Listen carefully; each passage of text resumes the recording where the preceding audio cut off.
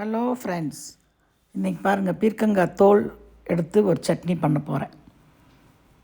அதுக்கு எண்ணெய் வச்சு கடாயில் 2 டேபிள் ஸ்பூன் குண்டு உளுத்தம்பருப்பு போட்டு நல்லா வணக்கணும். இது கடலைப்பருப்பு வேண்டாம், நல்லா இருக்காது. அதனால் வெறும் குண்டு உளுத்தம்பருப்பு, ஒரு துண்டு இஞ்சி நல்லா பெருசாகவே போட்டிருக்கிறேன்.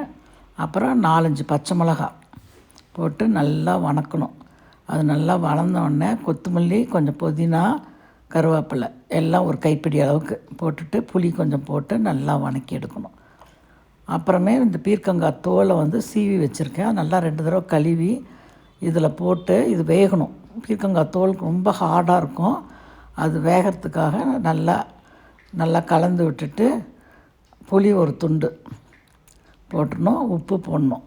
போட்டுட்டு நல்லா கலக்கிட்டு தேங்காய் துருவினது, எவ்வளோ தேங்காய் வேணுமோ அது உங்கள் இஷ்டம் போட்டுக்கலாம். நான் கொஞ்சம் தான் போடுவேன், ஏன்னா 2 பேர் இருக்கிறதுனால சட்னி கொஞ்சமாக இருந்தால் போதும்னுட்டு. நீங்கள் நிறையா பேர் இருந்தீங்கன்னா தேங்காய் இன்னும் நல்லா அரை மூடி எடுத்து போடலாம். இதை போட்டு தட்டம் போட்டு மூடி வச்சு ஸ்லோவில் வச்சுட்டு 10 நிமிஷம் ஸ்லோ குக்கிங்கில் இருக்கணும். அப்போ தான் இந்த தோல் வேகும். இல்லைன்னா இது மைக்ரோ ஓவனில் தண்ணி தெளித்து வேக வச்சு எடுக்கிறதுனால எடுத்துக்கலாம். நான் அப்படியும் செய்வேன். இன்றைக்கி கடாயிலேயே அப்படியே வேக வச்சுட்டேன். நல்லா 2 தடவை திறந்து அப்புறமே தட்டம் போட்டு மூடி ஆஃப் பண்ணிட்டேன். ஸ்லோவிலேயே வச்சுட்டு ஆஃப் பண்ணிட்டேன்னா அதனால் அது அந்த சூட்லேயே இருக்கணும். அப்புறம் ஆறினோடனே எடுத்து மிக்ஸி ஜாரில் போட்டு அரைச்சி சட்னி ரொம்ப சூப்பராக இருக்கும்.